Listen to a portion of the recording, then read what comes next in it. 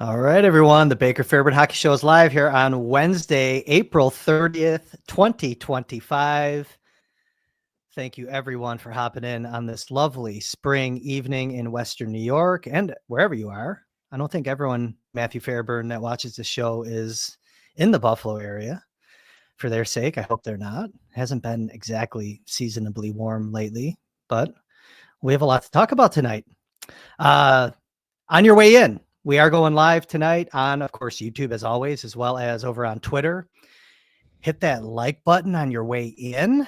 Subscribe to the channel. Matthew, I think this is episode 69 of the Baker Fairburn Hockey Show. Not to be sophomoric, but we do get a little like gold star at our 75th episode, so we're inching closer to that. But at any rate, yeah, like the video, subscribe, do all that stuff. If you're watching on Twitter, come on over to YouTube. The chat is already filling up, but I've been keeping an eye on because I was running a little late here getting the show on the road, and the chat seems a little fired up tonight already. So if you're watching on Twitter, come over and join that discussion and join in on the fun there. You can find this podcast, the Baker Fairburn Hockey Show audio version on Apple, Spotify. There's all these other little podcast apps that people apparently use that we get some good numbers at. You can find us on all of them. And as always, leave a 5-star review. I told you, Matt, we'd get another show in here before April was done. And here we are. How are you enjoying your off season thus far? It's been so far uneventful. I feel like I haven't fully shifted into off-season mode because I'm waiting for this other shoe to drop potentially with some breaking news at any moment that I'm ready for, and some other stories that I'm working on. But it's interesting to watch the playoffs and realize how big the gap is between the Sabres and the hockey that we're seeing there. Wondering whether the Sabres or which players on the Sabres are capable of reaching that level of intensity, and doing all that while wondering, what's going on with Kevin Adams, if he's going to be back, if he's going to be the one building this team, and just how long it's going to be until we don't have mid-April off seasons around here.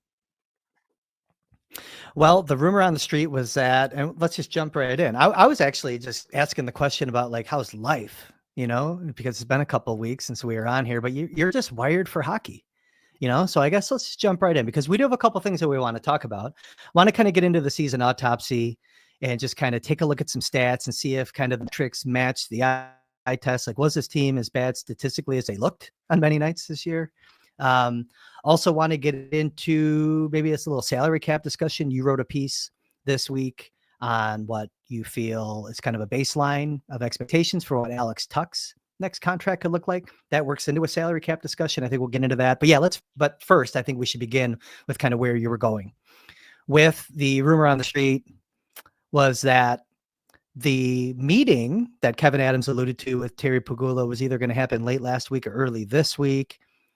And I suspect, look, it's Wednesday now. It's been the NFL draft is over with, right? And the meeting or whatever, the chat, we don't know if it was a breakfast, if it was a long, extensive morning meeting. We don't know what kind of skull session it was, but it probably has happened by now. My thought is that just with each passing day, Kevin Adams, I think the likelihood of him continuing on in a decision-making role with the Buffalo Sabres is probably probable. You think that's a fair assessment? Kind of where are you at? I just think it would be hard, Matt, to make a change. We've seen changes happen. I think in the month of May, I think that's something that you were kind of pointing out to me when we were speaking offline about this. It does happen. Hard, right? These things happen. There's not necessarily a line in the sand, a day where you can no longer make changes. You look at what they did the last time they did make changes. Now, that was in the middle of a pandemic, but it came 3 weeks after they said Jason Botterill was still going to be the GM, and somewhat random timing in the middle of the summer to pull off the switch to Kevin Adams. Last year, the Oilers did it sort of on the fly after the Cup final. these things do sometimes extend out into May. A lot of times contracts, run through that point. But in this specific situation, and I don't, have anything necessarily new to share with people on what exactly went down or anything like that. But to your point, there was reporting out there that it would be late last week, early this week, somewhere within that range. It stands to reason that Terry Pegula's attention was pulled away by the NFL draft all weekend, the big show that it was. But we're sitting here on Wednesday. The hockey season ended almost, 2 weeks ago now? Yeah. Tomorrow, 2 weeks ago tomorrow. Plenty of time, especially for two guys who talk every day, as Kevin Adams points out quite often, that they've had whatever meeting of the minds they're going to have. Now, have they formulated a plan or how they're going to roll it all out or this or that? To your point, I would think now, I wouldn't be surprised by anything, but I would think at this point, you're pretty safe if you're Kevin Adams, but maybe that could change. I just, the longer it goes on, the more likely it seems that they're not going to sit here and come out and announce that, right? And I even think that how Kevin Adams said it at the end of season press conference wasn't such that it was something we should all be, waiting on with pins and needles. It was more so, well, I haven't even had my meet. He wasn't going to stand up there and say, I'm the GM of this team. He was just saying, look, just got done with exit meetings. Haven't even talked to Terry about the season yet. Like, I'm not going to sit here and tell you I've been told anything. But here we are, April 30th. The calendar's about to turn to May, which means it'll be 2 months until free agency. About a month until the NHL scouting combine. The draft lottery is coming up next week. So some tentpole events are fast approaching, and Kevin Adams is still in the seat. I just think, like, what, if they do talk every day, what do they need to talk about now? If Terry Pegula was going to make a move in his front office with Kevin Adams specifically, I think there's other moves that they can make. It would have happened.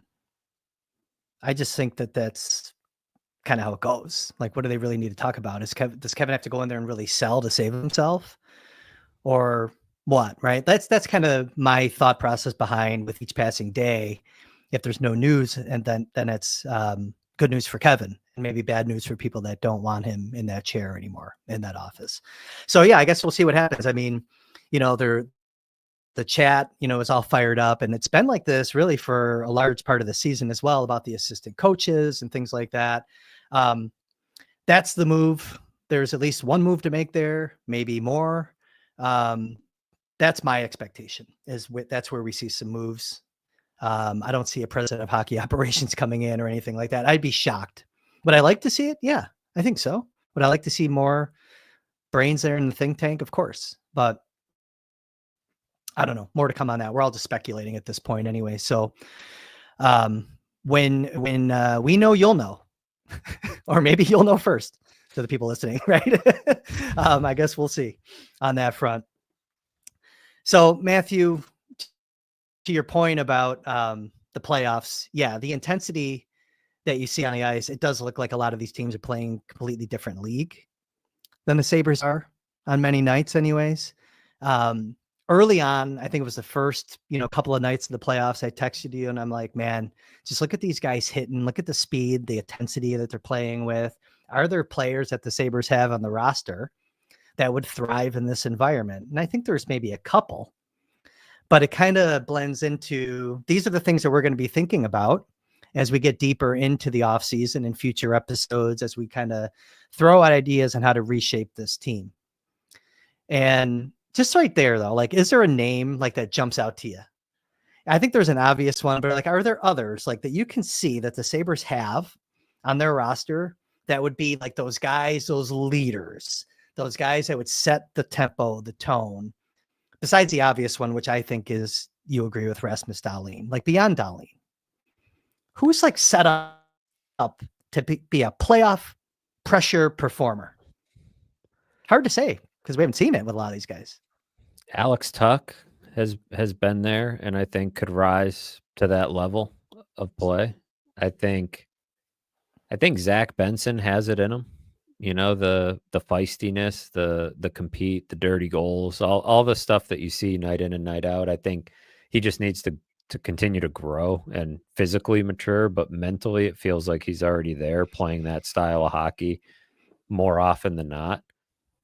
I would like to think that Tage Thompson has a little bit of that in him, at least the big game performances, but that is such a mystery with this team, especially considering how much they go as he goes, not knowing. Look at what's going on with the Maple Leafs right now, kind of letting that series not fully slip away yet, but letting the Senators hang around, and they're a big reason.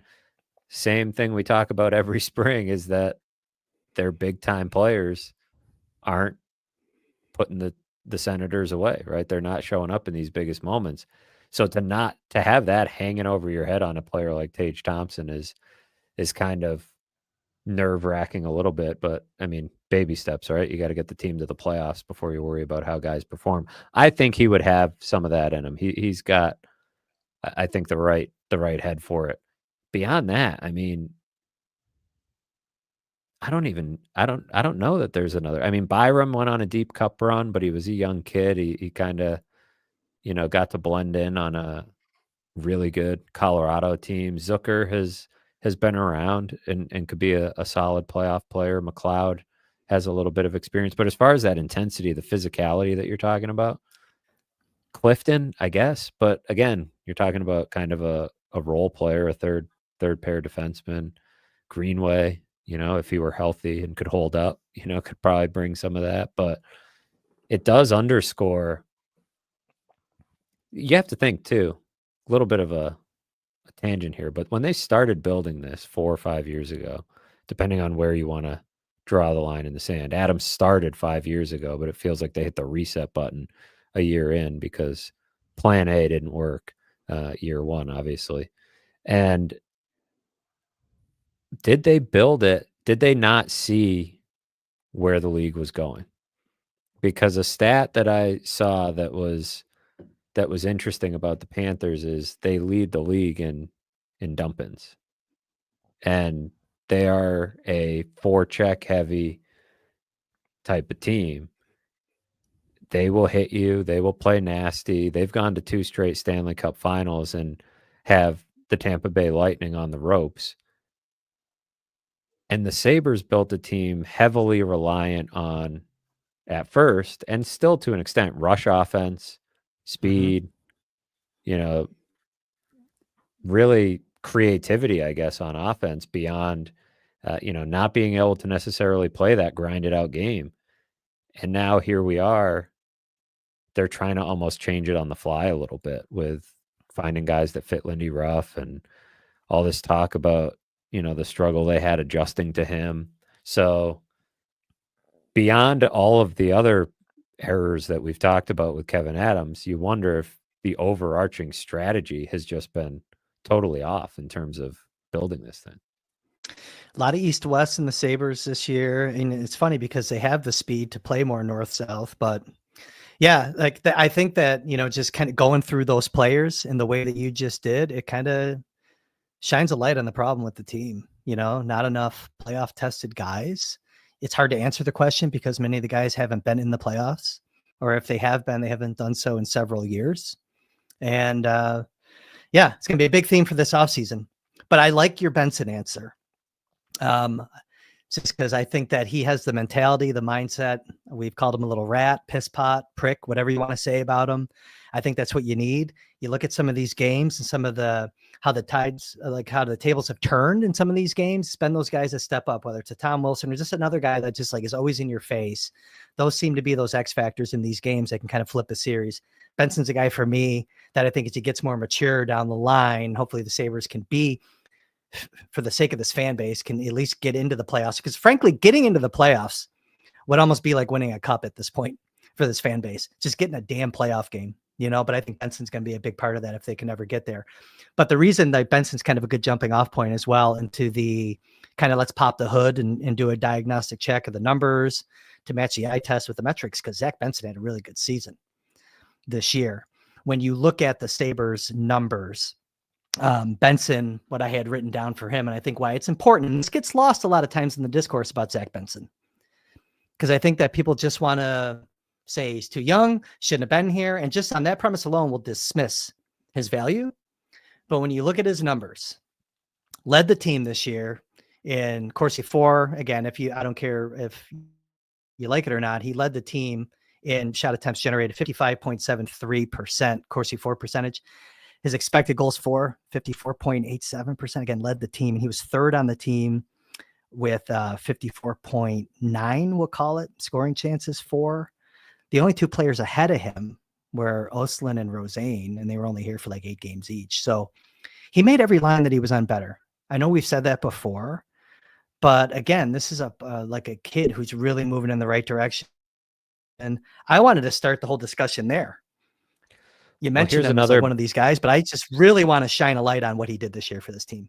Another Benson stat from all 3 zones. He has a full tracking project with all sorts of different micro stats, but he's one of the only ones out there, at least in the public space, I've found that tracks like micro stats in regards to forechecking. And Benson was second on the Sabres in recovered dump-ins per 60. The only guy that had a better rate was Jordan Greenway, and he missed almost the entire year. So I would say, I don't have the raw numbers, but I would guess that Benson had the most recovered dump-ins per 60. So when we're talking about that style of play where you need to grind it out and, forecheck hard and those little plays that make a difference, that's also, one of the under the hood stats to the stats that you bring up about, boy, why do the Sabres have all these scoring chances when Benson's on the ice? It's because he gets the puck back. And the other thing is, too, if you look at his heat map on HockeyViz, the defensive heat map when he's on the ice is all red.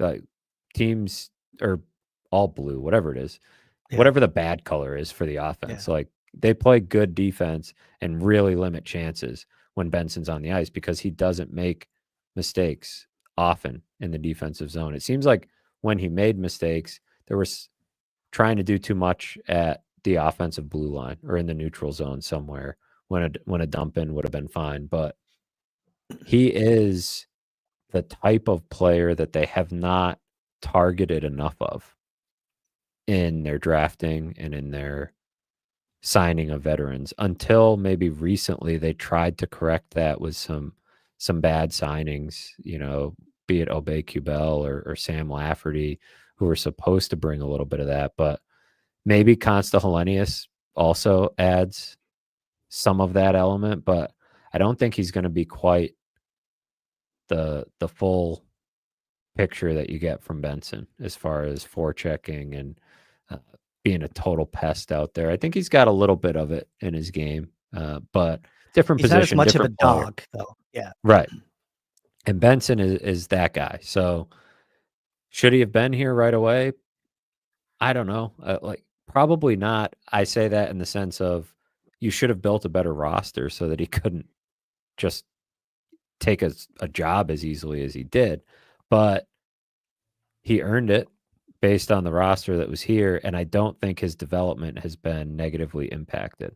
There are other cases that we could go down quite a list of cases where they've rushed, and Benson would fall into that category, right? Because he was 18 years old in the NHL, wasn't totally necessary. If anything, from even a stacking your contract standpoint, it was one of those things where you're fast forwarding the clock on this guy's entry level deal already, and accelerating the time where, he'll get to unrestricted free agency. But from his standpoint, has he been negatively impacted? I don't think so, because I think he was one of their 3 or 4 best forwards probably this year, but maybe fourth best behind Tage, Tuch, and Paterka. Paterka, and McLeod is in that mix. So put him in the top 5. Put him in the top 5 for forwards. Zucker was until he got hurt, but he cooled off down the stretch. So, I put Benson in terms of his all-around impact in that category. 75%. My favorite Zucker stat this year and why I think it's really worth consideration for him being maybe up on that list a little higher than maybe you just put him. He led all Sabres forwards this year with 24 primary assists. So he had 32 total assists. 75% of his assists were primary assists. And that matches the eye test because he was very similar in a way to Benson. First on pucks, winning battles, emerging from the corner, quick to identify options to get it off to an open teammate, and we were firing because the Sabres had a very good scoring year. That at a high level, their goals for were excellent. They had some really great numbers.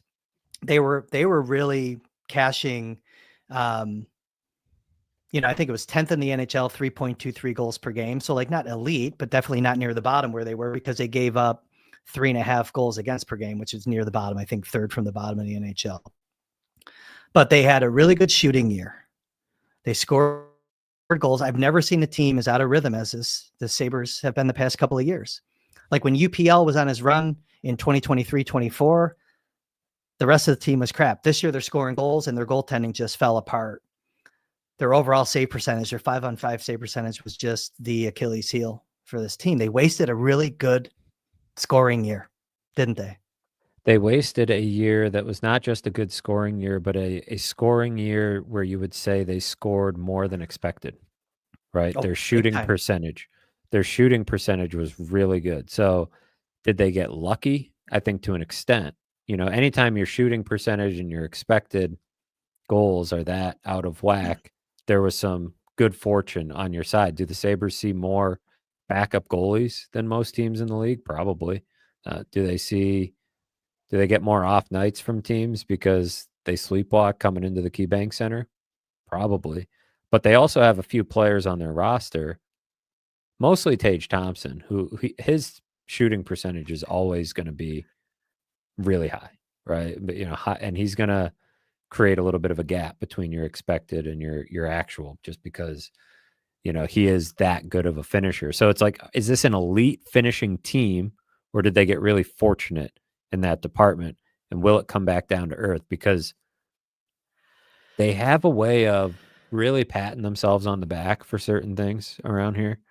Ever since Kevin Adams has been the general manager, patting themselves on the back for simple stuff, and using that as justification for doing nothing. And I just don't think you can. You go back to a couple years ago, 91 points, there's all these career years, banking on repeating that without any, hope, right? Without any plan to the contrary, any plan B if it doesn't work out, or any way to, I don't know, get better, right? Because sure, at 5-on-5, they were one of the best scoring teams in the NHL, and maybe even overall, they were right up there as well. Their power play still sucked. And their power play, if it were average, they might be a completely different team. So you can be as good as you want. You can have this great shooting percentage, and, we would have to, go score adjusted, right? And see, like, how many times did they boat race teams, and how many times were they getting those goals in games that really mattered? Where were they in all these stats at the Four Nations break when the season was essentially over, right? So there's some of that to it as well. That said, scoring is not this team's issue, or it was not this team's issue this year. It was goaltending. It was defense, team defense, from forwards, from defensemen. And I think it speaks to their big needs. I think you have to start the list of needs with defensemen for me. But I am not removing forward from the equation, despite the fact that they have basically the entire forward group ready to roll back if they sign these RFAs. The only change happens if you make a trade. So I wouldn't roll back the same forward group. I would not do that. That would, to me, be a bad plan. But they've got the scoring numbers to back it up if they want to do it. No, they do. And just a couple numbers to kind of offer additional color into everything that you just said. Their 5-on-5 shooting percentage this year, 9.6%, tied with Washington for the best in the league. And in terms of scoring an inordinate amount of their good chances compared to league average. The Sabres scored 26.5 more goals than expected this year. One of my favorite individual performance stats is Tuch. So he had 44 actual goals. He only had 24.5 expected goals. He had 19.5 goals above expected, which was second in the league, to your point. And so you do some of the things you just said, Matt, right? Get better defensively, because they gave up a ton of high danger chances this year. I think they were obviously near the bottom. Team defense in front of the goaltender. Get better goaltending. You keep that scoring up, you're probably having the season that maybe we thought that they could have coming into this year. I'm not letting myself off the hook. You put me on the spot before the season started. You're like, are they going to make the playoffs? And I was like, I was so, all the scar tissue that we have over the years. I was like, no, but I said yes. And that's like a whiff, man. But the stats show you that they can do it if the other pieces come into play. So yeah, to your point, get a defenseman. Do a little bit of change in the mix and the culture. Ideally get two forwards, defensemen, right? I think. Ideally get two defensemen. And one stat I'll bring up, because this has just been ridiculous for the last couple of years on the power play. All three zones tracks the zone entry percentage. Successful setup off of entry percentage for teams. They were second to last in the league in that stat on the power play, which I think everybody listening to this show, he would probably say, yeah, that matches up with what I watched. The team that just could not get past the blue line and successfully set the puck up. And even who knows if they have a good power play, because they couldn't get the puck in the zone for long stretches of the season. So you want a one-way ticket to missing the playoffs. That's it, because a lot of these teams that are bad in that department are teams that are on the outside looking in. So you had Calgary, Philly, Vancouver, Chicago, and Buffalo make up the bottom five in that stat. So it's going to cost you games. It's going to cost you wins. It's going to make you go on long streaks where you don't win. And we can isolate all these little things, but it's like playing whack-a-mole every year with this team of like, what's going to suck this year? Let's fix this, and something else is going to pop up that they're going to suck at. They'll get better at defense, and then they won't be able to score. They'll fix the power play, but the penalty kill will break. It's like they can't seem to get it all working at the same time, which I do think sort of leads us into the discussion of like, what exactly will they do?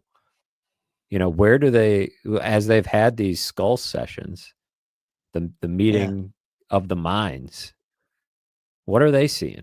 Do they see a team that's really far away? Too far away, right? They're talking about culture. They're talking about team defense.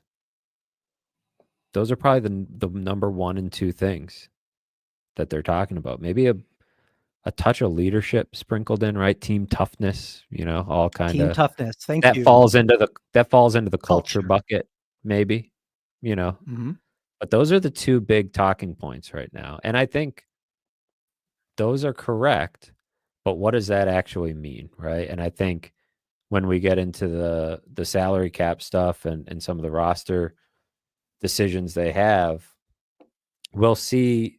I think it starts to clearly paint a picture of what they can actually do. Like, where do the decisions lie of who to keep and who to not keep? And what can they actually do to change it? Fixing it is not a simple swap, 1-for-1, or a simple addition. Change needs to happen so that they change how they play. And then maybe they become a better defensive team. Maybe they are tougher mentally and physically throughout the course of a season, and they can be in the mix. But I don't look at the Eastern Conference right now. I don't watch the playoffs and think, man, the Sabres belong. I don't look at even Montreal and Ottawa, who I don't think are that good of teams. I don't think they're light years ahead talent-wise from the Sabres. But what I look at is that those two teams snuck in and gained, at the very least, a round of playoff experience. And they're not lousy teams. The Sabres don't get to really think they're much better than anybody, especially since they got whacked by Montreal this year. But I look at those teams, and then I look at the other teams that missed, right? Boston is still talking like they want to reload and try to get back. They're not going into a full rebuild. Some of these other teams that narrowly missed the playoff, that were more in the race than the Sabres were, like, there's not spots to go around. So you got to go and you got to earn it. Detroit, New York, both New York teams, really. Columbus was right there. So you can think what you want about the Sabres, and the Sabres can think what they want about themselves, right? We should have been a playoff team. Kevin Adams thinks he built a playoff roster, I think is what he's saying by that, right? Should have been a playoff team.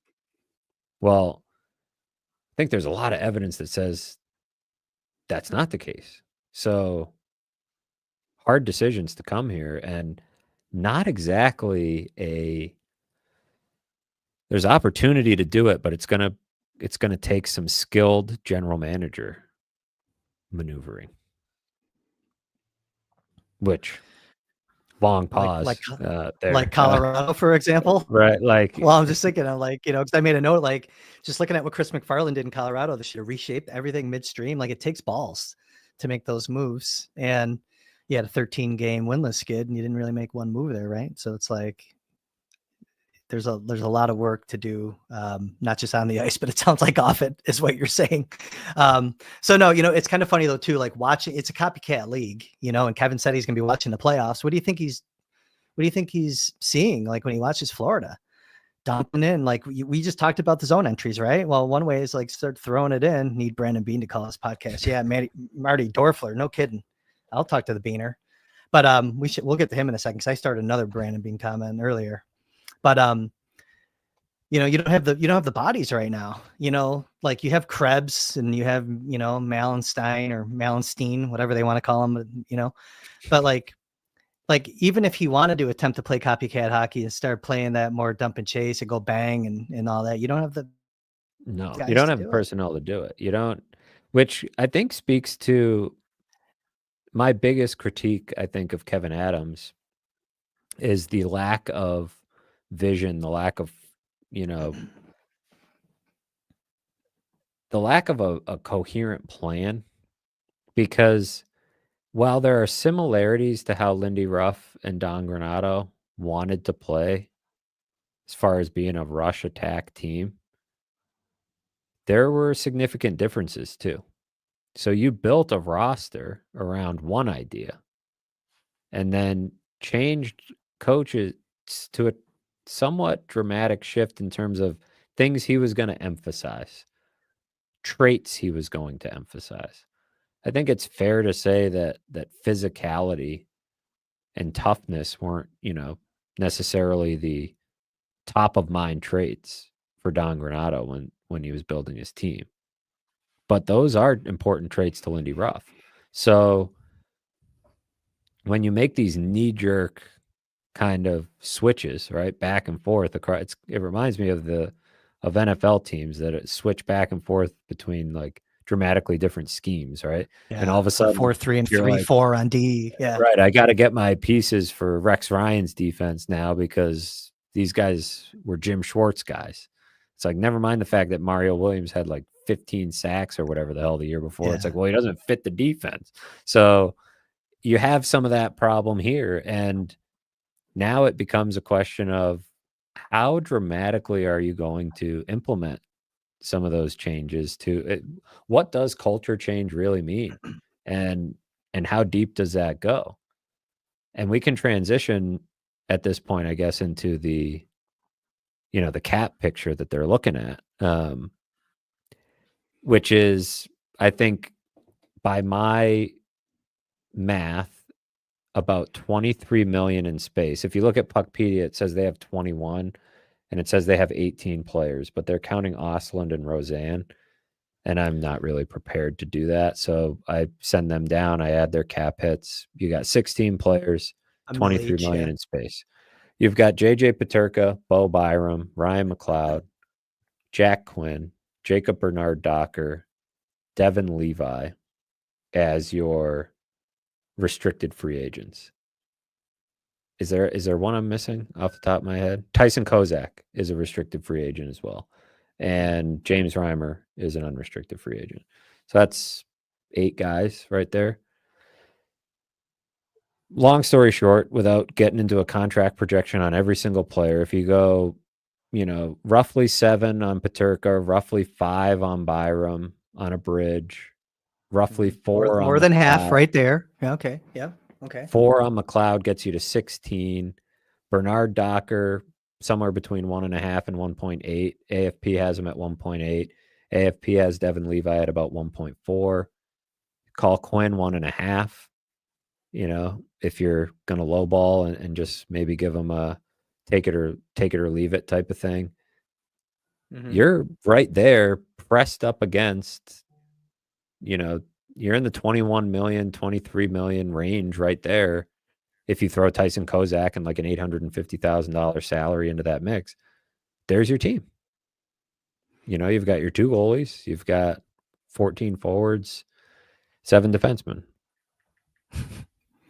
Like that You're is running it back. That's your group. So now there's a lot of variables involved in that, right? Do you get Peterka at 7? Maybe. I don't know. Like, could he go higher than that? It could. Byram, he's a couple years away from unrestricted free agency, so maybe he doesn't want. If you're going to sign away some of his UFA years, that's going to cost you. Chikrin got what, $9 million per year? Byram is not significantly worse, although he was not nearly as good playing away from Dahlin as he was with him. But I don't think his agents are going to sign him to a long-term deal that's dramatically less than Chikrin's number.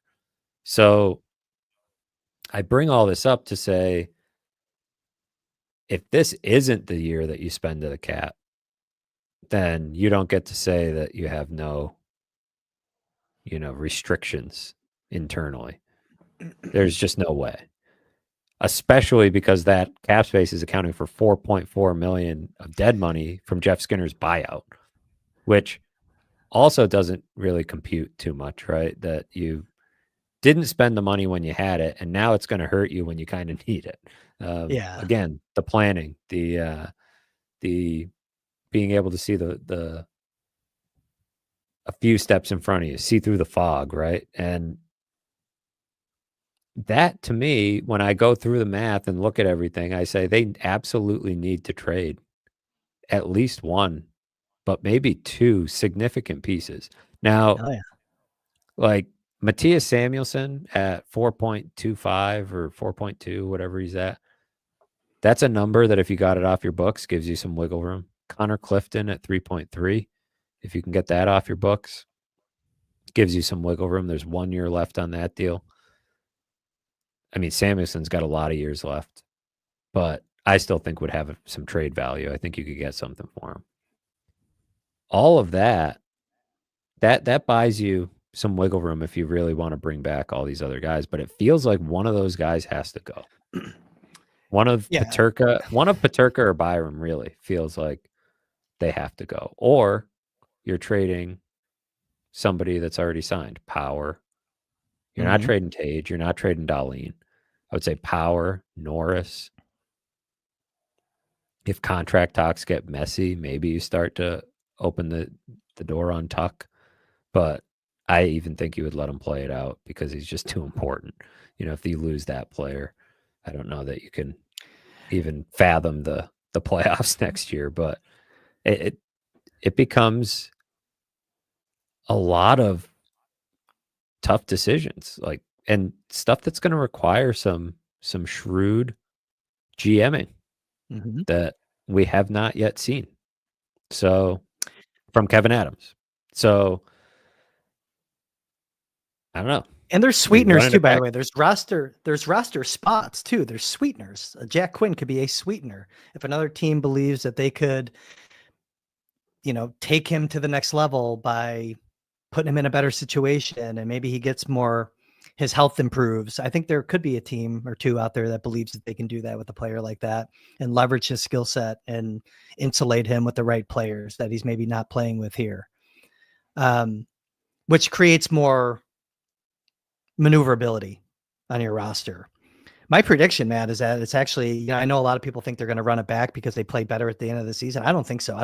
I think your math tells you that it's impossible to run it back, and that there is going to be some ballsy moves made. I think we're going to see something, whether it's Kevin or other. Especially you have to.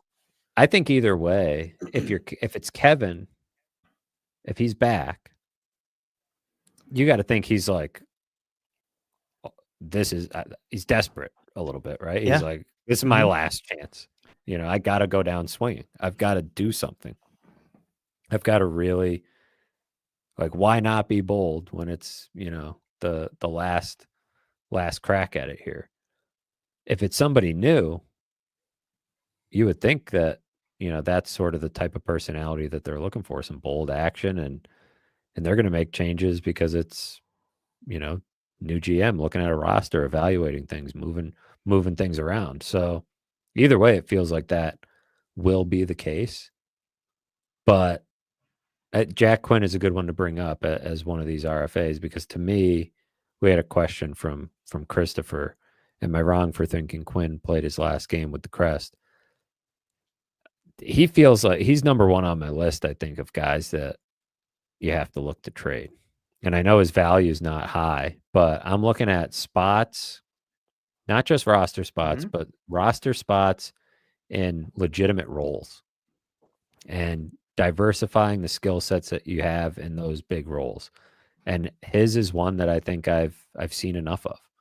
He's not a good forechecker. I would say he's below average, even on the Sabres, as a forechecker. He's got a great shot, but his skating looked a little off for a good chunk of the year. And, like you said, somebody could revive him. He still has plenty of potential. There's a reason a lot of us thought he was going to score 30 goals before the start of the season. But I think he's got value, and I think he opens up financially, doesn't open up a ton for you, because I don't think he's worth much. That contract shouldn't be too expensive. It's not about that. It's about the culture. His spot in the lineup is where you get the culture edition, right in the middle of that forward cluster. And it's not just like, he's got the shot. It's not his skating per se. It's his strength on his skates.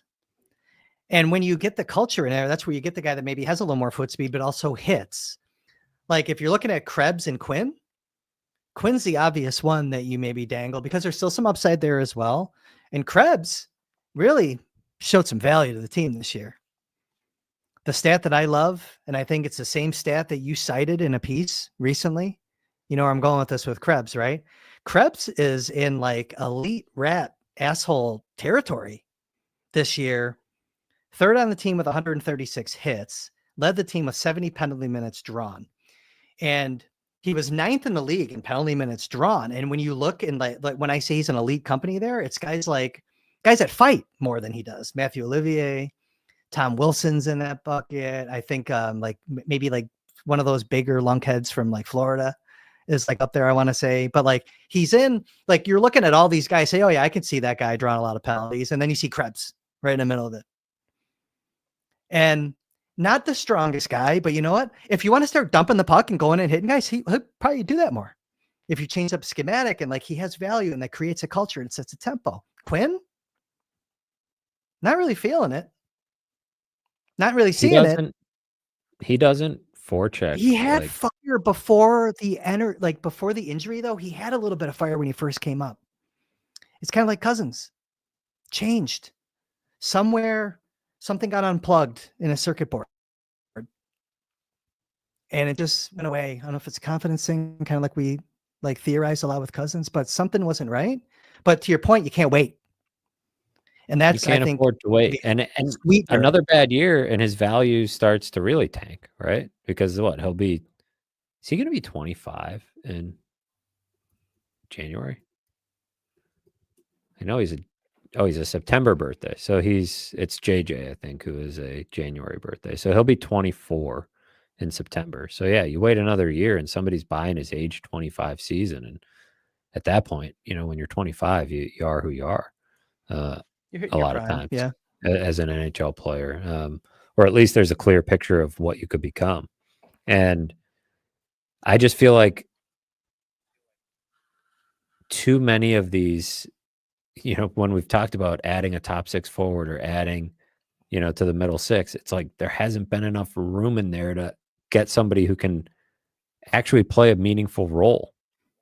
That could have very well been what, Patrick Kane was looking at when he's like, well, are you going to bump some of these guys out for me or what? Like, am I going to get to play? Am I going to get to take Jack Quinn's power play spot or what? Like, you've got kind of your chosen guys here. So that's what makes me want to, it's like, this guy didn't earn it.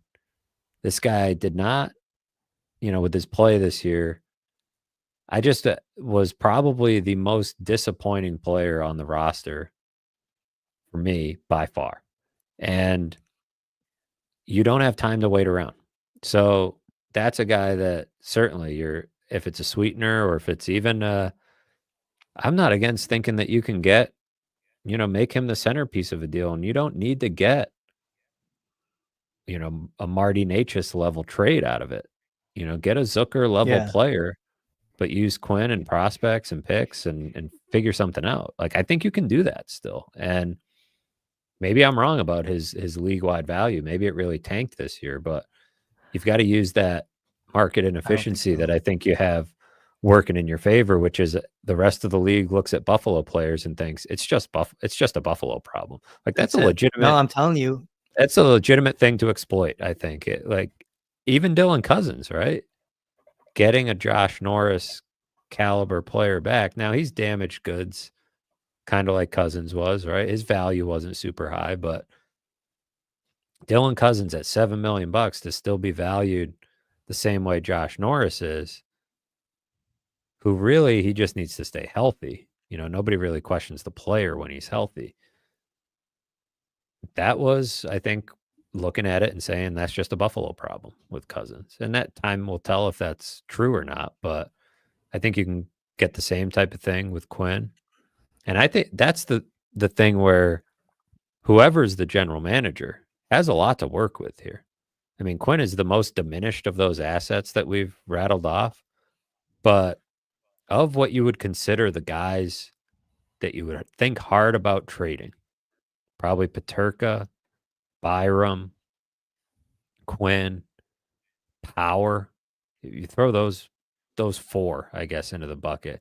Feels like Byram, Power, and Peterka are a different category. Like, I don't view any of those guys really as diminished assets. Power maybe a tiny bit. No, but you have a opportunity for a seismic shift. Yeah, there. those are blockbuster type of pieces that you can trade. Quinn is a diminished asset. Quinn is in the Matthias Samuelsson bucket. Diminished asset, but there might still be something there. And Quinn probably has more value because Samuelson's had even more injuries, and Samuelsson has the money, right? Yeah. And, the play style combined with the injuries, combined with the money on Samuelsson, a lot of red flags. Quinn is just a down year after, a couple of serious injuries derailed the season before. And probably a nice little discount on his RFA contract, whatever it, comes out as. So still plenty of value there. And I think Samuelsson probably would have some too, but that to me is sort of the bucket of players you're looking at. Clifton, I don't think is really a trade piece. That's more, I guess if you wanted to get rid of him, you'd buy him out, or I'm not going to go down the Jacob Bryson rabbit hole again, but it's what just kind of that stands out though. Like when you talk about the cap, not to beat the dead horse, because we talked about it the last time we were together. Why did they do it when they did? But anyways, listen, I do think there's going to be a market for Quinn if that's a move that they want to make, sweetener or otherwise, for all the factors that you said. I think it's possible. But yeah, no, I think just more to come on that. We want to get to Alex Tuch. Before we do, we're almost 50 minutes in. If you want the Sabres to move Quinn out is, just an opportunity to get some freshness into the lineup and maybe address culture and getting some toughness. Maybe hit the like button. Hit the like button if you want that to happen. I could be on my couch right now watching hockey, but I'm here with you guys.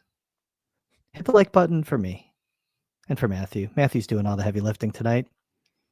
We appreciate everyone hopping in here. I want to talk about Alex Tuch here because, Matthew, you wrote this week for The Athletic, and I didn't do the Athletic plug at the top of the show because, again, we haven't done one in a couple weeks. I'm rusty as hell. You can find Matthew's work at theathletic.com/Sabres, and there this week was a little bit of, what do we say, just trying to do a sketch of a projection of what Alex Tuch's next contract could look like and the various options that they could have to maybe build a deal. Let's start high level, though, Matthew. If you're Alex Tuch,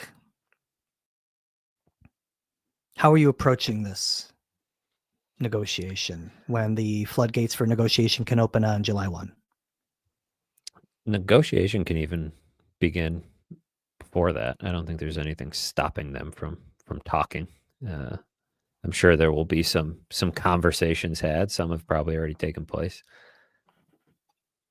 I wanted to get into that, and I wanted to get into the other salary cap stuff. I've got a story on that coming tomorrow. Those two things felt important as table setters for the offseason. It's hard for me in my brain to dig into what might happen and what the possible avenues are when you don't have a full picture of what they're looking at.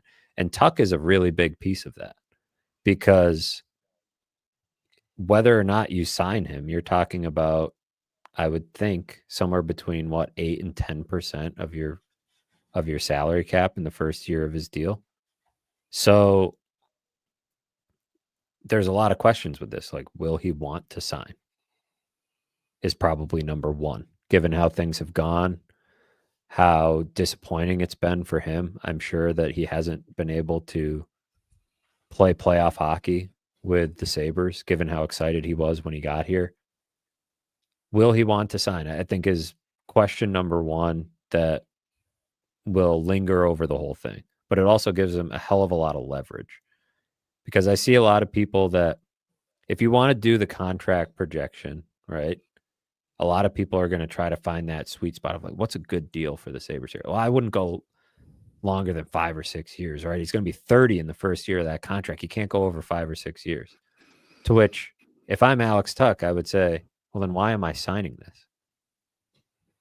Like 5 or 6 years to me almost makes the least amount of sense for Tuch. And I could be wrong. Like maybe he sits there and he's got a picture of how long he wants to play, or he really thinks at 35, if he hits the market again, he'll still be worth something. But that is a gamble to take. He'll never have more leverage than he has right now on the Buffalo Sabres. I'm pretty confident in saying that. Unless he goes out and scores 40 and hits the open market, then he'll be in pretty good shape. But you're starting with that question of will he sign or will he won't? Because if he's not going to sign, you're not going to sign a short-term deal if you're Alex Tuch, because you're staring free agency right in the face right now. Yeah, just play it out. Yeah. Just play it out. But if you want to take the bird in the hand, right, the one that's right there, I looked at Pavel Buchnevich as kind of the starting point. He signed a 6-year deal worth $8 million a year, started at the same age that Tuch's contract will start at, and the salary cap was lower. Who's a better player? I think they're pretty similar. I think it's split in hairs. Stylistically, Buchnevich is probably a little nastier. Tuch is probably a little bit better of a goal scorer, but you're talking about really rock solid two-way wingers who can do it all. Probably best served on a second line, but can play on your first line if you need him to. Like, that's the floor for Tuch. I think you're probably looking at, I looked at Gensel's contract at $9 million a year, again on a smaller salary cap. He's a more prolific goal scorer than Tuch. We know that. But he took a deal with a winner in a no-tax state with a lot of palm trees, A lot of palm trees in Tampa. And Tuch is sitting up here, he's not going to, I don't think hometown discount's coming for the boys. Maybe if he had made the playoffs at some point, he would have gotten on board with that. But $9 million is definitely not out of the question here. Could it go north of that? Maybe.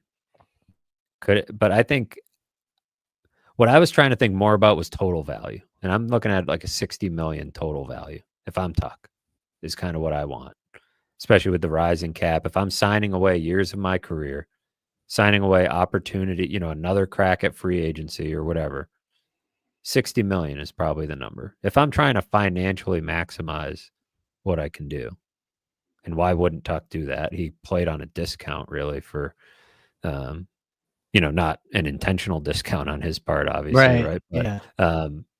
A lot of earning potential was missed with that contract. And 60 million seems pretty fair to me. So how does that happen? Is it 10 million for 6? That's where I feel like if you're taking years off, your number, your cap hit's going up. And that's actually not always the case with these contracts, but because of his age, I feel like that's the situation they're in. And if not, what a domino, right? Like if he doesn't want to sign, what a domino to the entire thing. So I'm curious what the chat thinks, what people think of where his number will fall, because it's all over the board from commenters or people I hear talking about it. But to me, 9 million, 7 years ish is probably what you're looking at, sort of in that sweet spot. If he's not signed by the start of the season, is it drama? I think so. Oh, yeah. I think there's some drama there. I think that's going to be pins and needles. And I think so. I mean, we've seen players going to the season in their final year, and they say, because it's like a show me. He's almost doing the show me thing to the Sabres organization if he doesn't sign. I think in his heart he wants to be here, right? But I think he needs to be shown something from the front office. He wants them to clean up their act, right? He wants them to. He wants accountability. He wants accountability from the front office. Like I think he wants this Sabres team to not be a mess, not be the team that's, if they had made the playoffs one of these years, I think he would have, this wouldn't even be nearly as much of a question, but now it's very real. And I think your point about the start of the season is correct, because in most cases, Kevyn Adams has gotten these things done before the start of the season. Dylan Cousins signed mid-season. Mm-hmm. RFA, though, and, it was a little bit of a different, it was a much different situation. And even that, obviously Zucker and Greenway were mid-season, but those are much different magnitude of contracts than what Tuch is dealing with. Tage Thompson signed in August, I believe. Dahlin and Power were both like September, October. Matthias Samuelsson was September. It was like right before the season started. Yeah. Dahlin was like a week earlier. Samuelsson was in training camp. Thompson was in August. So these things have gotten done early in the past. And specifically with Tuch, none of those players had the UFA potential dangling there, right? Yeah. So that's what makes it even more nerve-wracking if he enters the season without a deal. Now, the other piece of this is if he's not willing, if it's like a show-me situation, I don't think Kevyn Adams is going to be, if he's the one in charge, I don't think he's going to be ruthless enough to say, well, if you're not going to sign, I'm trading you at the draft because I can get an absolute haul, right? No, there's no point in doing that. I don't think he's going to do that. Would it be the smart hockey thing to do? Potentially, but when you're in such a desperate situation as the Sabres are going to be in, I don't think you can go down that road. I think you have to let them play it out and just hope that over the course of the season, the team starts playing well, right? Like, I hope again. It's a shitty strategy. Hope that he changes his mind. I don't know what else you can do if he doesn't want to doesn't want to sign, you got to convince him. You got to take every second you can get, because depends, I guess, if you got some crazy offer, if Vancouver really wanted him in a deal, right? And you knew Tuch wasn't going to sign, you have to at some point do the the risk reward analysis there and decide when the time is. But it's going to be a fascinating one to follow. Vancouver particularly is going to be an interesting team for us to talk about this offseason. Not just Tuch, like you just mentioned in this discussion. I just think that that's a team that we'll be talking about still, just because Jim Rutherford's got himself in some conundrum there, I think, with that whole franchise and trying to weave his way out of that mess. But needless to say, Tuch is not without risk, by the way, if he doesn't sign a deal. This is a guy that's, he's been relatively healthy. I think I mentioned that in the last podcast, past couple of years, but in the back of my mind, he's still a guy I think that is just, I don't know. Like I was like him playing every game this year and the season that he had, a lot of value. Might be a good time for him to cash in, getting hurt. Maybe he's been lucky. He's been on a good run with his health lately. Is that luck going to run out? You know what I mean? I don't know. He plays a lot of minutes, man. The one thing for him, though, because I've been, throwing stats out all night, right? Stat I like about him and his value to the team. For all the slob and a Benson's knob that I've been doing all night with his stats, the Alex Tuch one, team best 49 takeaways this year, second in the league amongst forwards, 23 more than the next closest forward on the Sabres roster. McLeod was second with 26. Tuch had 49. Value to the team is incredible with Alex Tuch right now. Stayed healthy. It's going to be interesting. Training camp or bust. I think your point is a good one as far as Tuch's perspective. It would be incredibly risky. Maybe not incredibly risky, but pretty risky. There's risk. To play it out and go to free agency. There's quite a bit of risk in that, given his injury history, given his age. Now's the time to cash in. The bird in hand, unless you really don't want to play here, now is the time to cash in, because this will be, for a big chunk of this contract, this will be an overpay for the Sabres. I see some bristling at the idea of a $60 million total value in the chat, and I'm not disagreeing with the idea that like a 35-year-old Tuch, is he going to be worth $9+ million? Who knows? On the rising cap, you're not far off, Matt. The market says you're not far off. The market is the market right now, and I do think Tuch's game has the potential to age well. We were talking offline at one point, could Tuch, if he takes care of himself, become that Joe Pavelski type late in his career who can really extend the shelf life and transform his game? Look at all the tips he scored on this year, and some of the net front things he did, and just the savviness of his play.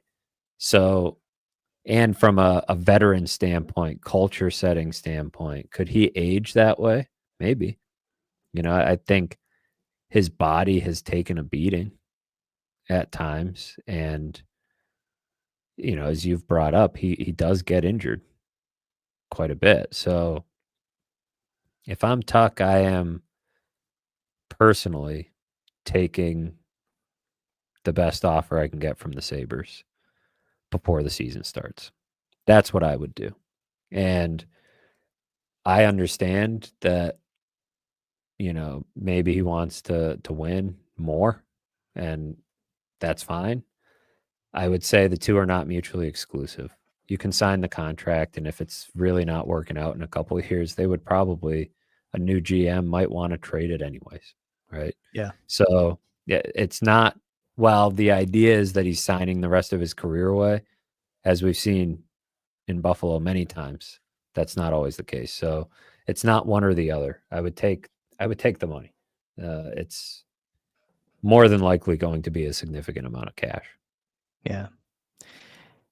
I guess we'll find out if his, I think the money will be there. I can't imagine I think they realize its importance. Let's see what his wife thinks. Because after all, she's the boss. We're She's over from an hour Vancouver. in. She's from Vancouver. That's it. So thank you for mentioning that. We are over an hour in, Matthew. It's our favorite time of the show. Let's look at some chats, shall we? We need like a soundbite for that when we go to the chat. We do. Let's go to the chat. We need some more buttons to press on your soundboard. We need some bells and whistles. I think that's going to be my off-season strategy. I'm going to, you're going to hit the weight room. You're going to, run a half marathon. I'm going to sit and eat Cheetos and work on my podcasting game. Come up with some sound effects. We need it. I'll work on that. Let's get into the chat. You got anything that you want to kick us off with tonight? I liked this one at the, I can't remember if I started or if you started, but Christopher says, Adams calling Matt and Kris, a la Bean calling Jeremy and Joe would be an all-time drought moment, potentially number one. We're an hour in. Kevin, do you have the call-in number for the show? Do we have a call-in number? We have a call. We do have a call-in number. We do. And actually, if I get a tool, we'll actually be able to take calls, but I'm not doing it because some lunatic will call in and say something to get this channel shut down. I'm on to you, Sabres fans. Yeah, we don't have a dump button. That's why we're doing voicemails. Yeah, that's where we're going to do voicemails. But yeah, we do have a phone number for the show. I don't have it in front of me, but we do have one. I'll throw it up sometime. But that would be fantastic. That was quite the moment. Was that Monday that Brandon Bean went on with? Because Jeremy and Joe were talking about being tired from having draft parties. Yes, and yeah, that was Monday. Brandon Bean was like, "Yeah, you think you're tired now? Just wait till I get done with you." Yeah, wait. I'll tell you what, that was really that was interesting. I don't blame Bean. Full disclosure, I like Jeremy. I think he does a great job on that show.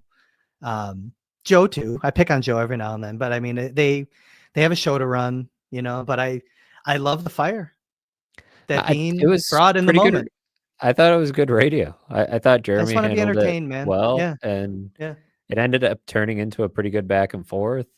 I know Brandon Bean fairly well from covering that team for a while, and he has that side to him, where he's, I don't know if I would use the word defensive. I think he's just he's competitive.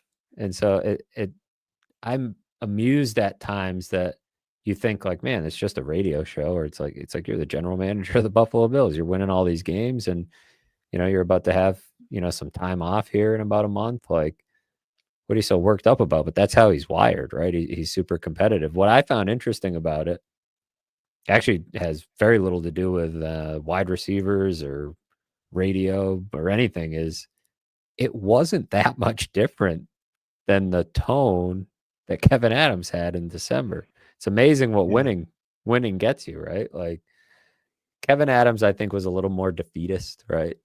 Not as much really fiery defending something in particular, but it kind of, if I could pick an answer from December, it was the Owen Power one, maybe. Are you gonna point out any of the good things that he does too? Are you gonna, the Owen Power, he was pretty strong in defending him. Or the average age one. I can go sign Craig Anderson again. Right. Yeah, the average age that was a good one, right? was pretty good. That fire can work when you're winning, but when you're not, and when you mix in some of the defensive answers that he had, the excuse making, it didn't quite strike the same tone. But it is funny how it's not that much different. But Brandon Bean had a lot more people on his side. I think there were some Bills fans that were like, man, that's probably not the best way to start your week post draft. If you're Brandon Bean, you could probably keep some of that in the can. But I think the vast majority of people were fired up by it. So JMP playing along here. Bean said we need to quit bitching about the power play because we scored a bunch of goals. No, exactly. Exactly. That's basically it, right? Yeah, that's basically it. Yep. It's we don't, you guys said we needed a top 6 forward, and look, look at all these goals we scored. No, that was good. That was good radio. Yeah, Beaner, if you're listening, man, call in or come into the chat. Mix it up with the chat anytime, man. But you probably got Matt's number. Hook it up. Come on the show. Steve Cantor, we'll go to him next. Would you get Arbor Jackeye for Owen Power's partner, or at least part of the top 6, that is a yes for me as a 6. I would certainly like his element on the blue line. You need a guy out there, and a guy like that. What does Craig Rivet say? The team King Kong play balls. with King Kong balls. If you got an Arbor Jack guy on your team, I am all in on that. Steven Cantor. Matt, agree or disagree? I agree. The only problem is he's lefty, so you need to make a trade. You need to move somebody out because you've already got what 1, 2, 3, 4, 5 lefties on your defense depth chart. That would be 6 lefties. That's a lot of lefties, and he is not of the skill vintage, right? He is not of the type that I want him switching back and forth. I kind of want him where he's comfortable, and so love the style of player though. He is a nasty guy, a mean guy, and they need some nasty, mean guys, not guys that are happy to be scratched, guys that are, pissed off and starting fights in practice, maybe. I don't know. Doing something. Yep. Like Peyton Kress early in the season, by the way. Exactly. A precursor to the value that he showed the team this year. Yeah, love it. Krebs. Bunt Takes says, do either of you believe that the Sabres will be more aggressive this summer? There has to be some internal pressure by now, right? Yeah, kind of like when Matt was talking earlier, I kind of shared my thought that I do think something big, and maybe it's wishful thinking. I mean, I have players earmarked that I would definitely dangle just for various reasons. And again, I think I've said it, during the season, I'm willing to trade a big piece that maybe a lot of the fan base doesn't want to trade, because you're going to have the highest probability to get a difference maker back and kind of move the needle and change the culture, get a different heartbeat, different rhythm to your team. I do think that's going to happen this summer. It's probably hopeful or probably wishful thinking. Matt, I'm pretty sure you're there because based on your math, you're taking a different angle of attack. You think it almost has to happen. I don't want to answer for you, but anything you want to opine on that one? If they don't, that will be it'll kind of blow my mind. It's a fail if you don't. Bottom line. It would be a massive, massive fail. So they have to be somewhat aggressive. There has to be another Cousins level trade, I think, in the works. And it's hard to picture anything otherwise, frankly. Mitcher, 17, friend of the show. We love this guy. And he loves the show, by the way. Mitcher does. He says the change that they are switching hot dog companies this year. Hey, listen, whatever it takes, change can happen at every level of the organization, including the hot dog company. They did make a hire on the business side, so they haven't done nothing. Yeah. They haven't totally sat on their hands. Here's a good chat. Chris Davey said, just got here. Did I miss any good JBD talk? He was only briefly down mentioned. With JBD. So. You did mention JBD. Did you call him JBD or Bernard Docker? I think you might have called him Bernard Docker. I called him Bernard Docker. That was a miss on my part. So this is actually the first JBD mention of the show.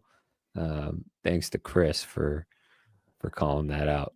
Yes, Chris Davey, thanks for the chat. Thanks for tuning in, and congratulations. We're going to continue on here.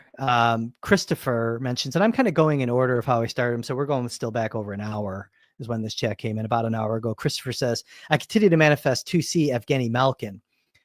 Reason I wanted to throw this one up is that I did listen to Kyle Dubas's postseason press availability, and he seems pretty open for business on guys like, not Malkin so much, but more on that Brian Rust and Ricard Raquel. I think that they want to keep them. They like what they mean to the organization and what they mean to the community. But Kyle Dubas did say, keeping my options open though. And Raquel, I think would be very good. Obviously for a lot of reasons, Matt. Brian Rust, definite culture guy, get to the net guy, been there, done that, got his cups guy, and he loses his trade protection on July 1. So again, might only play 65, 68 games for you on a good year. Had career highs this year, by the way, I think, in goals and points. He had a really good year. Yeah, he was solid. Great year. Yeah, great year. He'd be awesome. he would be one of the top guys on my list if he became available for sure.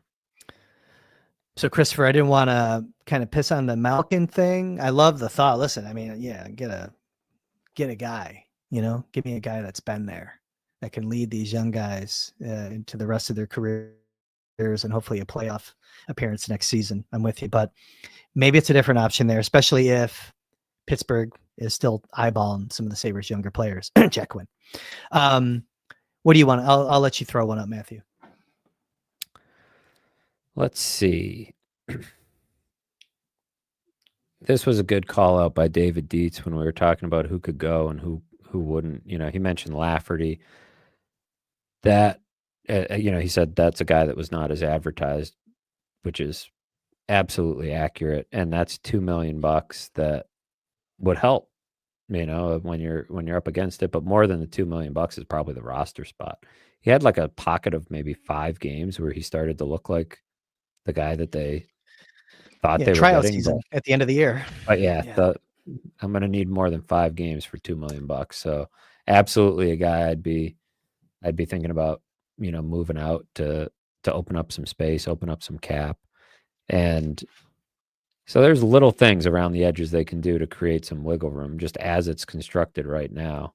I was brave enough today to venture on to Sabres Reddit, which is a fun little place. And I was amused by somebody who posted, here's my, my roster projection for next year. This is that time of year, right? Everybody posts their screenshot of Puckpedia, and it was just the team that finished the season. All these guys re-signed, just the exact same team. And I don't know why. I was just like laughing out loud at my computer looking at it. Like, man, could you imagine if they brought back the whole crew? I think some of that shit is like posted in jest, but there's some people that like really feel that it's going to happen. Yeah. No, I think it was tagged totally like in shit jest. Post. Yeah, it was like it's Reddit. Post. Yeah, it's a shit post for sure. No, but I think there are people that like really are in fear that it is going to happen, that they're just going to kind of roll it back. Bunt takes. We'll go back to bunt takes again. I think this one maybe you had started. If Adams is back, there is no way that they can preach patience again. I don't know, man. Like I hear you. Like I've been expecting Kevin to come back. I think I shared it with you, well over a month ago. My simple thing was that I just think the Terry's has had enough paying guys to not work. That's kind of like my simple rationale. But I just think there's a relationship there where Terry could let him run out his contract. I just don't think he's going to be repurposed. I think he's going to be in that chair. Yeah. He's got at least 1 year left on the deal. I think it's just at least one, but at least 1 year left. It is interesting to look around the league. Granato has 1 year left, I believe, and I think they were probably on the same cadence. Yeah. So it's interesting to look around the league at some of the other end of season press conferences and see the tone that is struck in different markets. And one interesting parallel is the Red Wings, and I get that Steve Yzerman has a much better resume to stand on than Kevin Adams does, both as a player and as an executive. But he's another guy that's probably feeling some heat. He showed up to his press conference with like a 5-minute opening statement in a folder. He was reading out of it. I was like, man, could you imagine if Kevin Adams showed up with a folder and started reading a 5-minute statement? Harrington would have blown a gasket. He would have asked a question like 3 minutes into the opening statement, I think. But I was getting a kick out of that. A lot of these ones, though, it was a long press conference. Yzerman's under a lot of pressure there. He's gone 6 years, I think, without making the playoffs now, and they're on a 9-year drought. So they've kind of been that preaching patience type of team. Now they've made, some somewhat aggressive moves, but that is not a justification for keeping Adams around. But it's just to say, when I look around the league, there's some other teams doing some questionable stuff in terms of preaching patience. It seems to be a league that really likes to sell patience, and the Sabres have mastered it here for a while. Stephen Cantor writes in for a second time this evening. Do you trade the 8th pick with a roster player for another player? Simple answer for me, whatever it takes to make your team better at this point. There's a draft every year. You can afford to give up a first round pick. Look, there's players that are that I like that are going to be there at 8. Matthew, as you've been diving deep into the draft, I'm sure at this point, there's probably players that you also like there, but I'm sure that if a deal is made, if a deal is to be made or can be made, you certainly use that currency to improve your team. It's going to not be the about the same future anymore. conversation for me that it was last year, which is you trade the pick if there's an opportunity to trade it, but you don't trade it for the sake of trading it. So I'm not, especially a potentially premium asset, depending on how the lottery shakes out. Next Monday, is that right? Or it's the 5th. When is the 5th? Probably Monday. Cinco de Mayo's Monday. Okay. You can always count on you to know that date. Well, it's because my dog Tito came home on Cinco de Mayo. Okay, come on. I know when his got it circled on the birthday is. calendar, like a good dog. Yeah. Nothing to do with tequila. No, with you, never. But I'm not like trying to just trade it for any old roster player. But if it pushes a deal over the line and gets you a really good player, then absolutely you put it in play. Depending how high the pick is, obviously. If they win the lottery, things get a little weird. It kind of changes the calculus for you a little bit. I'll throw this up there, Jay Muse. I feel like this has been brought up before, but just to address it because it's topical in terms of if they were to fire Kevin Adams, Jay Muse asked, would you be happy with Karmanos or Fortin as the next GM? And my answer to both is an emphatic no. Like, absolutely not.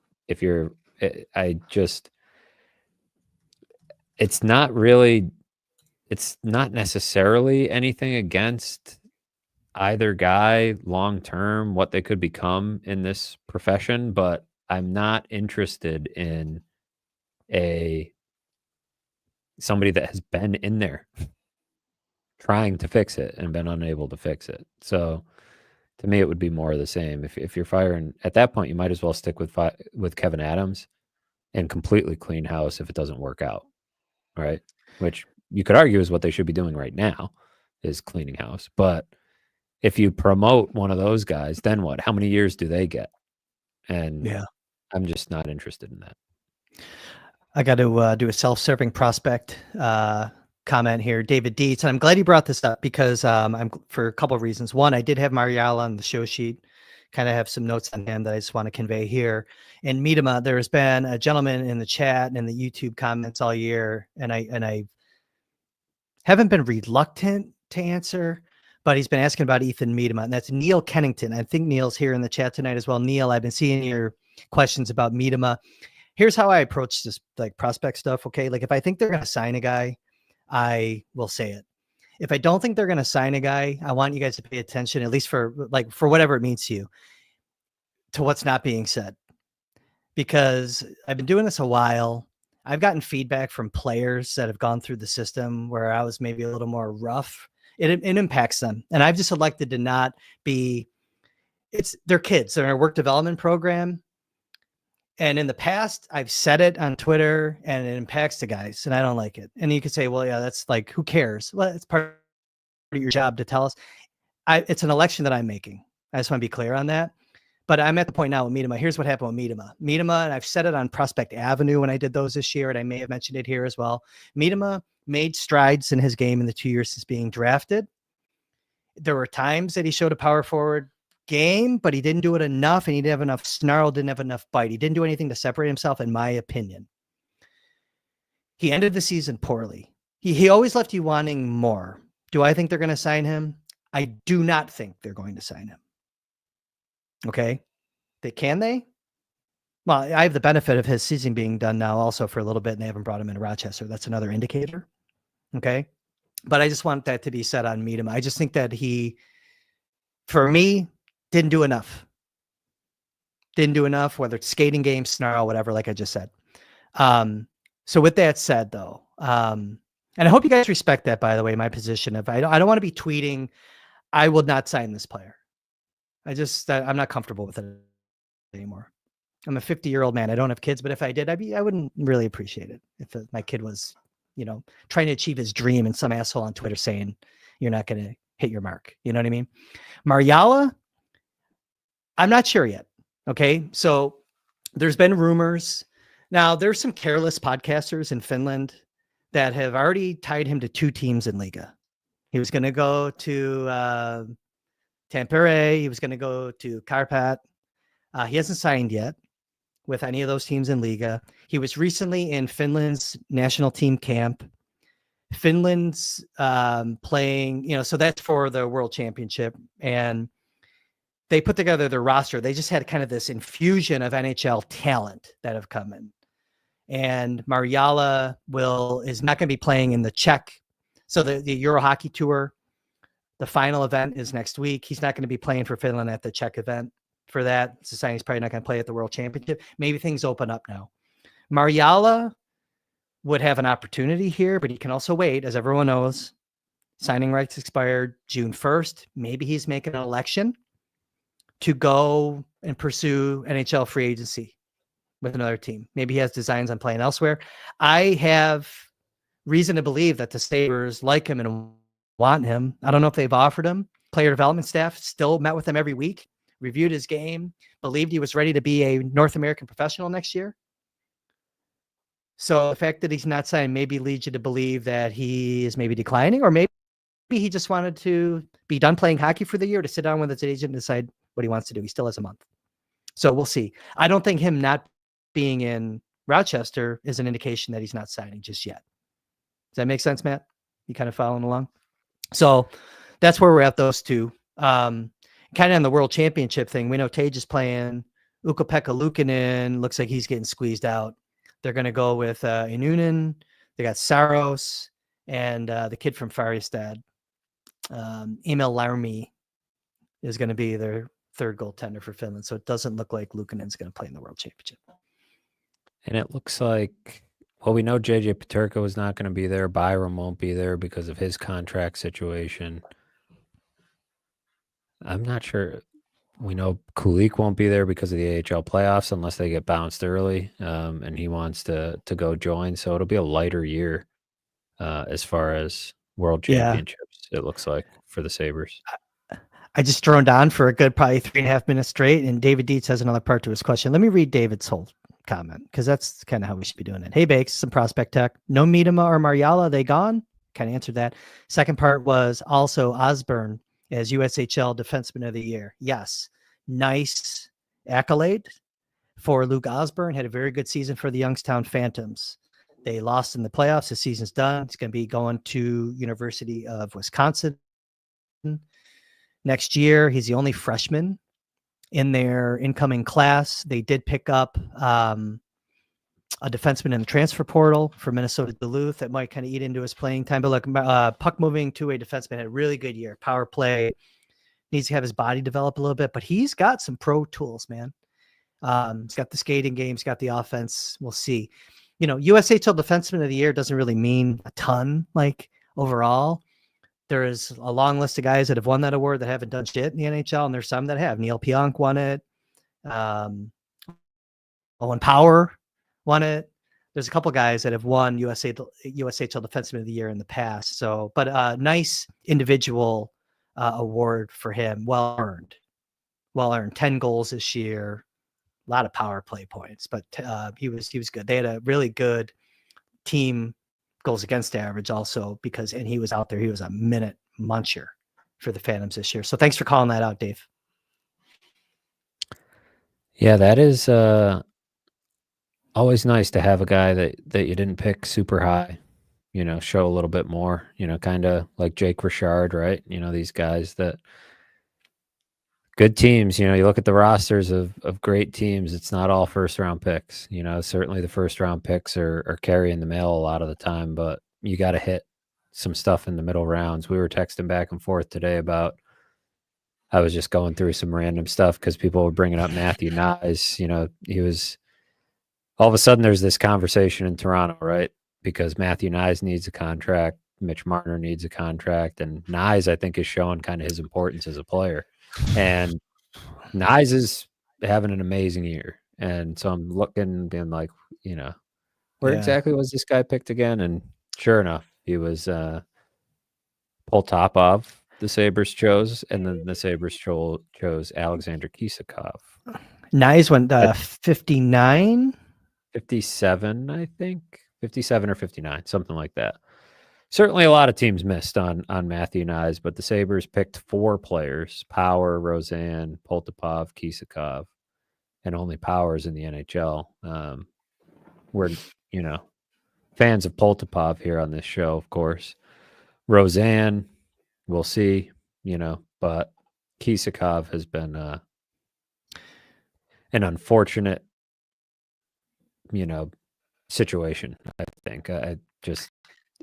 It's been part the team's fault, part, partly a bad pick, obviously, right? Like when you look at compared to Matthew Nyes, like clearly that's just a bad pick, but also not exactly like they dealt him an easy hand either, development wise. Yeah, if you couldn't tell by my replies, that text pissed me off. Not you, pissed me off. Just the whole thought, because, I think their analytics went into that pick, and I don't think it was necessarily a bad pick when they made it, because Kisakov in his draft year was exceptional in the Russian junior level. But it's what happened after that. They rushed him. And my thought on that was, I just don't know if they did enough to help the kid coming over here, going from the MHL junior year with Moscow Dynamo to then jumping right into the AHL, not knowing English, coming over, learning new culture. He played games. Maybe there was more to it. I don't know, but I never got the vibe that they really, really helped him. But it was more about him coming over too soon. Poltapov is doing it right. And that's a bet that I'm still willing to place on that player. But then the more that we just start texting back and forth, and I was having a shitty day too. That just happens a lot. It's Wednesday, it's midweek. I got so much going on. You know what I mean? And hate more than they should have taken this guy instead of this guy. Take 4 years. I wasn't even mad about that though, but I wasn't even pissed about that. I wasn't pissed about that. I was just the Poltapov one. Yeah. I was looking at Poltapov and I was thinking, well, that's okay because player type and the bet, like, who knows? I mean, Nyes obviously right now is the guy you would want, right? But I don't have like a major problem there. But then I saw Kisakov and was reminded that came before Nyes as well, and it's like, okay, this was a bit of a whiff, to say the least.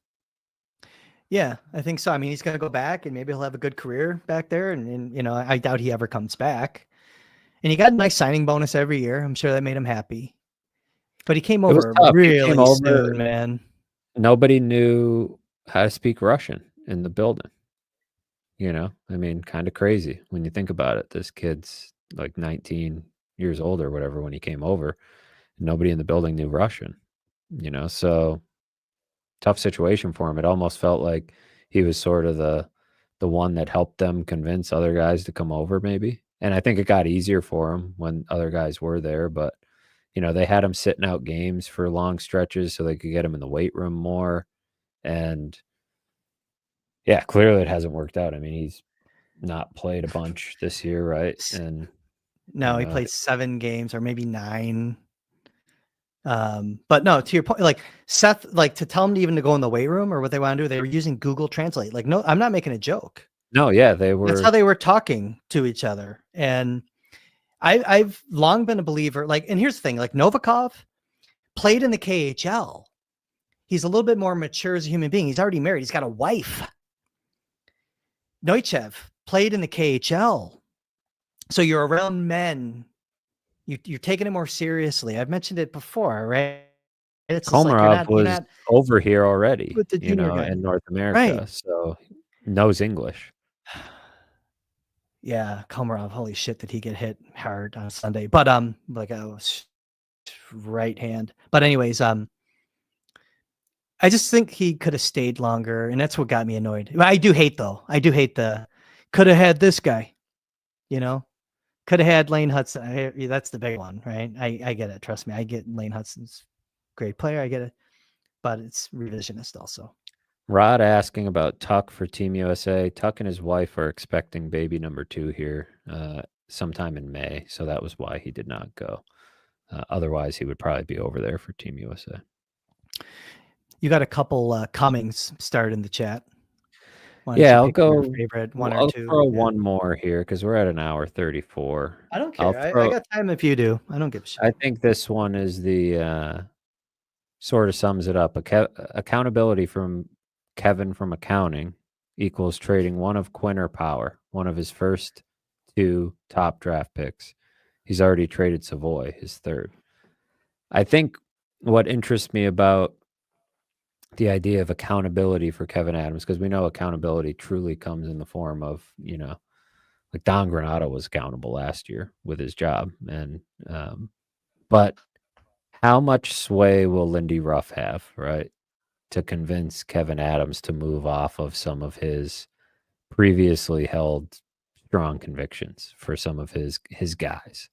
And I think that if the structure stays in place, mostly intact as it is, with Ruff as the coach, Adams as the GM, and nobody above Adams, that to me becomes the story of the offseason, is what is that push and pull like? Because Lindy Ruff is not the type of guy that I don't think that would come in here and demand that Kevin Adams be fired or anything like that, or even with his assistant coaches. This is a guy that's a pretty confident guy that thinks he can win with anybody, but he's also not a guy that's going to roll over.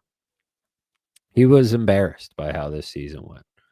He did not like it. And so this summer, he's going to be serious about, now, whether that's a good thing or a bad thing, right? Lindy Ruff doesn't have a lot of roster building experience in his career. So you don't exactly want him, taking the reins necessarily, but I think he's going to have some influence. I think he had plenty of influence last year, but I think now that he knows the team a lot better and has the sting of this season, he's going to be pushing for more of his convictions and the type of guys that he needs, and maybe pushing some trades over the line, right, of guys that he doesn't need or that are addition by subtraction from a culture standpoint. So it'll be interesting to see how that all unfolds. Yeah, I can't wait. Matthew, we're going to get together again really soon. I think we should probably end it there. Unless you got, Coda. Shoot, I'm going to throw Coda's up. I was trying to get out of here. Like, you gave me the out, and I was like, you know what? Maybe it is time to shut it down. But Coda says, speaking of rushing, are you both okay with Kulik matching up against 20 best centers nightly? Reeks of the same handling as young Reinhardt or Middlestat. We got into this a little bit. And kind of, that's the big question, right? With having, like we talked about it, Matt, with having Benson and Kulik on the top line with Tage. Is that really what you want to do? But it's also the importance, I think, of having Kulik go down and get the experience of maybe leading a team to an AHL title, or at least going on a deep playoff run. That Amerks series, they're up right now 2-0. Could get interesting right now. I think Tampa just got bounced, and they should be getting some reinforcements. They're going to get, they're going to get a couple players. Geeky for one. Another kid actually scored tonight. Yep, Gonsalves. So yeah, I think there's that series could get interesting. But are we okay matching up against 20 centers nightly? He did a good job though, man, and kind of what is still a rookie year this year. They had a lot of confidence in him, and it didn't. I would say that it went poorly with the sample size that we got this year. But is it like how you win? No, you gotta get some help there, especially if Josh Norris is going to be questionably healthy for the rest of his career. Big question mark heading into next year. Yeah. I'll throw this up from Christopher. I don't know what I have back here. He was asking for books because he sees the books on our shelves. So I'm going to bring some to the next show. I don't know what I have up here. That we've got The Science of Hockey from friend of the show, Snowy. I got which is pretty 100 good. Bullshit jobs and how to get them. This one is pretty good here. I'll bring some more. This is just like some leftovers that I have. Hockey is a Battle by Punch Imlach is pretty good. But the Russian Five, speaking of the topic we were just talking about, we've got hockey fans on the show, so I won't. I like this one also, man. Oh, that's the Rebel League. It's the short and unruly life of the World Hockey Association. I like this book. That's a good one. So those are my hockey ones that are up there. got a Live Golf book up there. Maybe I'll bring some of my more my literature if people like to read. I don't know how many fiction readers we have in the chat, but I'll start bringing more book recommendations each show throughout the summer while we Yeah, for that'd be a people good on idea. the beach.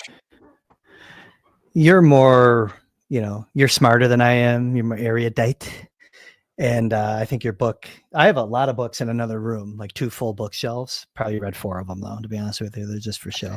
But these ones here are definitely ones that I've read. And like 4 of them are George Carlin books. Because like George Carlin, #1 in the all-time comedian draft, would be probably the person that I invite, like that dinner guest. Who's your ideal dinner guest, dead or alive? George Carlin, for sure. Whipped Cream from a Cow says, I don't read because I'm not a nerd. Well, you read the chat. Well, I hope you read theathletic.com/sabres where you can find all of my articles, including one that'll come out tomorrow. Nailed it. All right.